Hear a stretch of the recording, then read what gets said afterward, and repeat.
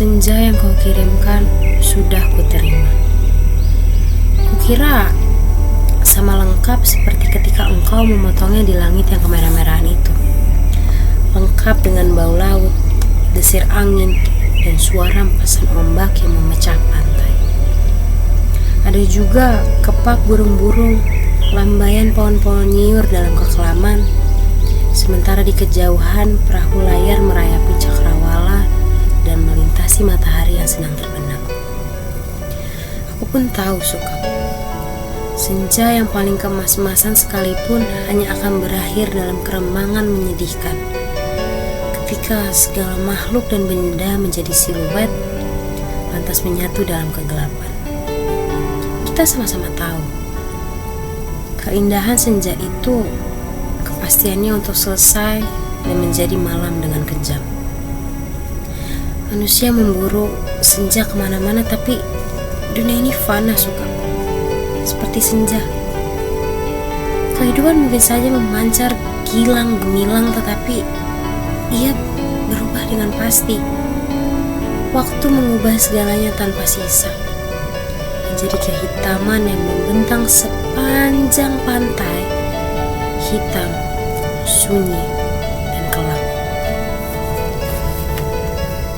Rupa-rupanya dengan cara seperti itulah dunia ini mesti berakhir. Senja yang kau kirimkan telah menimbulkan bencana tak terbayangkan. Apakah engkau tahu suratmu itu baru saja sampai 10 tahun kemudian? Engkau tidak akan pernah tahu suka. Seperti juga engkau tidak akan pernah tahu apa yang terjadi dengan senja yang kau kirimkan ini. Senja paling tidak berharga dalam hidupku suka. Senja sialan yang paling tidak mungkin diharapkan manusia. Senja ini baru tiba 10 tahun. Karena tukang pos yang jahil itu rupanya penasaran dengan cahaya merah kemas-masan yang memencar dari amplop itu suka. Cahaya itu telah mengganggunya semenjak ia menggenjot sepeda dari kantor pos, berkilau-kilau dan memancar di tas surat yang tergantung di boncengan sepeda. Begitu rupa sehingga cuaca siang hari menjadi kacau, angin menderu dan ombak terdengar menghempas-hempas. Meskipun ia bersepeda mendaki Bukit Kapur, demikianlah, maka ia suatu ketika berhenti. Dari dalam tas itu terdengar suara-suara. Ia buka tas itu dan ia melihat amplop Federal Express yang sudah tidak putih lagi melainkan merah kemas-masan suka. Seperti senja dengan matahari terbenam di balik cakrawala. Tukang pos itu mengambil amplop tersebut, menimang-nimangnya agak berat juga. Maklumlah, bukankah amplop itu berisi senja suka? Senja dengan matahari merah membara yang turun perlahan-lahan di balik cakrawala. Seperti semua senja yang ada di balik kartu pos. Tapi yang kamu kirim itu bukan kartu pos suka. Yang kau kirim itu senja di tepi pantai dengan pasang ombak, bau laut, dan angin yang asin. Kamu pikir berapa ton beratnya pasir di sepanjang pantai itu suka? Kira-kira sedikit dong. Masih lumayan tukang pos itu kuat menggenjot sepedanya mendaki Bukit Kapur. Buset, kalau anak-anak kecil tahu ada matahari terbenam di dalam amplop itu, lantas bagaimana? Kau tahulah suka, anak-anak daerah di Bukit Kapur ini tidak punya mainan yang aneh-aneh seperti di kota. Mereka hanya tahu kambing dan kerbau, ikan dan belut, sungai dan jagung. Nasi saja jarang mereka sentuh.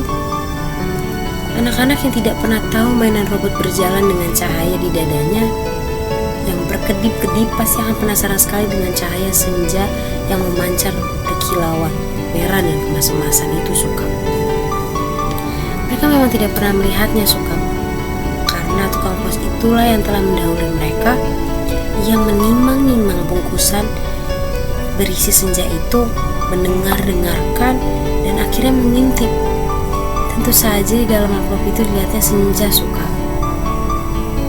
Senja terindah yang paling mungkin berlangsung di muka bumi, ia mengintip dan terpesona. Ia buka amplop itu. Sebetulnya menurut kode etik profesi itu tidak boleh. Tapi manusia manapun bisa melakukan kesalahan, bukan? Ia buka terus amplop itu dan melihat senja dengan langit merah kemas-kemasan di dalam sana, di mana megah-megah terpencar seperti perahu di danau, memberikan perasaan nyaman dan tenang.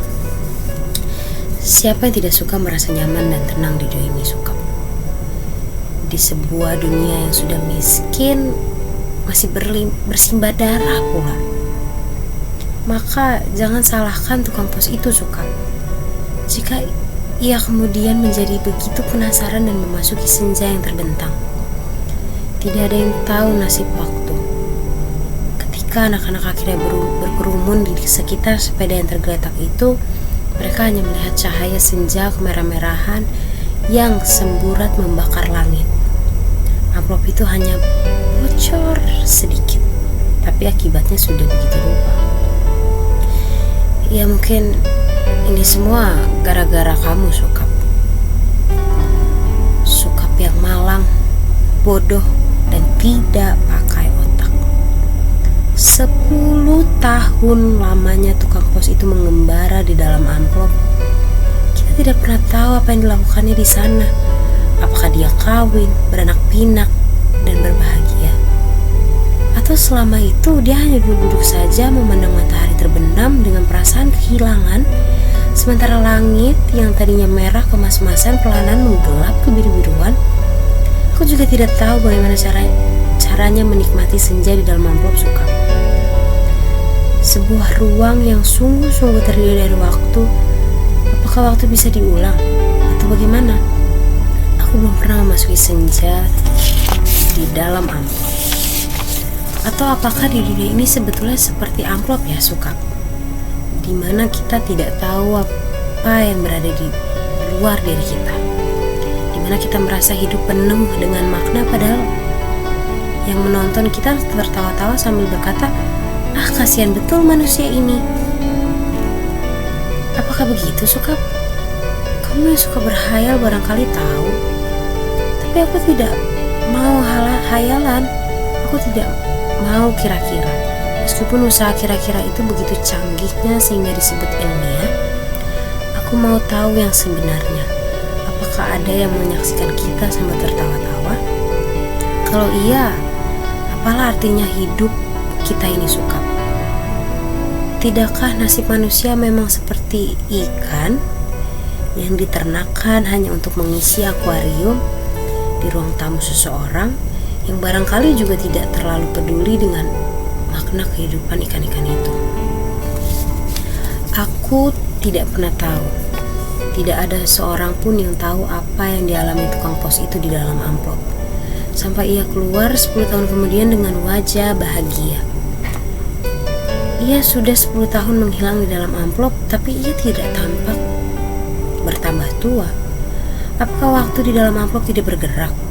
Tepatnya, apakah senja di dalam amplop itu tidak berhubungan dengan waktu? Apakah tidak ada waktu di dalam amplop Federal Express itu? Apakah aku harus peduli dengan semua ini, Sukap? Apakah aku harus peduli? Kamu betul-betul merepotkan aku, Sukap. Dasar laki-laki tidak tahu diri. Sukap yang malang, goblok, dan menyebalkan. Kamu tahu apa yang terjadi 10 tahun kemudian? Tukang pos itu tiba di depan rumah kami. Ya, rumah kami. Setelah 10 tahun banyak yang terjadi dong, Suka. Misalnya, bahwa aku kemudian kawin, beranak pinak, dan berbahagia. Jangan kaget, dari dulu aku juga tidak mencintai kamu, Suka. Dasar bego, dikasih isyarat tidak mau mengerti. Sekali lagi, aku tidak mencintai kamu. Kalau aku toh kelihatan baik selama ini padamu, terus terang harus kukatakan sekarang sebetulnya itu cuma kasihan. Terus terang aku kasihan sama kamu, Suka. mencintai begitu rupa, tapi tidak tahu yang kamu cintai sebetulnya tidak mencintai kamu. Makanya jangan terlalu banyak berhayal, Suka. Pakai otak dong sedikit. Hanya dengan begitu kamu akan selamat dari perasaan cintamu yang tolol itu. Tapi bukan cinta yang sebetulnya ingin kuceritakan padamu, Suka. Soal cinta ini sama sekali tidak penting. Kamu harus tahu apa akibat perbuatanmu ini, Suka. Ngirim sepotong senja untuk orang yang sama sekali tidak mencintai kamu. Tahu apa akibatnya? Begitu tukang pos itu pulang setelah menceritakan kenapa kiriman Federal Express bisa terlambat 10 tahun, kubuka amplop berisi senja itu dan terjadilah semua ini. Apa kamu tidak tahu, Suka? Senja itu meski cuma sepotong sebetulnya juga semesta yang utuh. Kamu kira matahari terbenam itu besarnya seperti apa?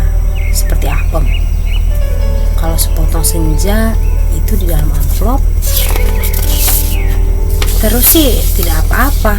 Tapi ini keluar dan lautnya membludak tak tertahankan lagi. Bagaimana aku tahu amplop itu berisi senja, Suka? Aku bukan penghayal seperti kamu. Hidupku penuh dengan perhitungan yang matang. Aku tahu betul untung rugi setiap perbuatan, terutama apa untung ruginya untuk diriku sendiri. Betapa pentingnya hidupku selamat demi suamiku dan anak-anakku. Pura-puranya aku juga perempuan yang setia. Itu pula sebabnya sebelum maupun sesudah kawin aku tidak sudi berhubungan dengan kamu, Suka. Lagi pula aku tidak mencintai kamu. Mau apa? Tapi kamu yang tidak tahu diri, mengirim senja tanpa kira-kira. Dunia ini jadi berantakan, tahu? Berantakan dan hancur lebur, tiada terkira. Setelah amplop itu kubuka dan senja itu keluar, matahari yang terbenam dari senja dan amplop itu berbenturan dengan matahari yang sudah ada. Langit yang biru bercampur aduk dengan langit kemerah-merahan yang terus-menerus berkeradap, menyilaukan karena cahaya kemas-masan yang menjadi semburat tak beraturan. Senja yang seperti potongan kue menggelegak, pantai terhampar seperti permadani di atas bukit kapur, lautnya terhempas langsung membanjiri bumi dan menghancurkan segala-galanya. Bisalah kau bayangkan, Suka, bagaimana orang tidak panik dengan gelombang raksasa yang tidak datang dari pantai tapi dari atas bukit. Air bah membanjiri bumi seperti zaman Nabi Nuh. Dunia menjadi gempar. Tidak semua kapal dan perahu yang cukup untuk seluruh umat manusia, kan? Lagi pula sampai kapan kapal dan perahu itu bisa bertahan? Tiada satu kota pun selamat. Lautan dari senjamu yang membuat langit-langit merah membara itu menghempas dan membanjiri bumi dengan cepat sekali. Gedung-gedung mencakar langit di setiap kota besar di seluruh dunia, gunung-gunung tertinggi di muka bumi, semuanya terendam air. Suka, bumi ini sekarang sudah terendam air. Di mana-mana air dan langit tak kunjung berubah menjadi malam. Segalanya kacau, Suka. Gara-gara cintamu yang tak tahu diri. Sukap yang malang, paling malang dan akan selalu malang. Aku menulis surat ini dengan kertas dan pena terakhir di dunia. Di atas puncak Himalaya, di depanku ada sebuah sampan kecil dengan sepasang dayung dan sebungkus supermie. Itulah makanan terakhir di muka bumi, sisa manusia yang menjadi pengembara lautan di atas kapal dan perahu telah mati semua karena kehabisan bahan makan maupun mayat teman-temannya sendiri. Manusia memang banyak akal, tapi menghadapi senja dari dalam amplop itu tidak ada jalan keluar. Banyak orang mempertanyakan diriku, kenapa aku membuat dirimu begitu cinta menggebu-gebu, padahal cinta secuil pun juga tidak, sehingga kamu mengirimkan sepotong senja itu kepadaku dan tumpah ruah membanjiri bumi. Tapi coba katakan, itu bukan salahku, toh, Suka. Aku Aku tidak mau disalahkan atas bencana yang menimpa umat manusia. Mengapa cinta harus menjadi begitu penting sehingga kehidupan terganggu? Ini bukan salahku. Air laut kulihat makin dekat. Setidaknya setengah jam lagi tempat aku menulis surat ini sudah akan terendam seluruhnya. Aku akan naik perahu, mendayung sampai teler, makan super mie mentah, lantas menanti maut. Akan kukirimkan kemana surat ini? Barangkali kamu pun sudah mati, Sukap. Semua pengembara di laut pun sudah mati. Sedangkan di puncak tertinggi di dunia ini tinggal aku sendiri. Dari hari ke hari memandang senja yang selesai, di mana matahari tidak pernah terbenam lebih dalam lagi. Semesta dalam amplop itu menjadi pemenang benturan dua semesta. Namun semesta dalam amplop itu cuma sepotong senja, sehingga dunia memang tidak akan pernah sama lagi. Kalau aku mati nanti, bumi ini akan tetap tinggal senja selama-lamanya. Dengan matahari terbenam, separuh yang tidak pernah turun lagi, langit merah selama-lamanya, lautan jingga selama-lamanya, tapi tiada seorang manusia pun memandangnya. Segenap burung sudah punah karena kelelahan terbang tanpa henti. Tinggal ikan-ikan menjadi penguasa bumi.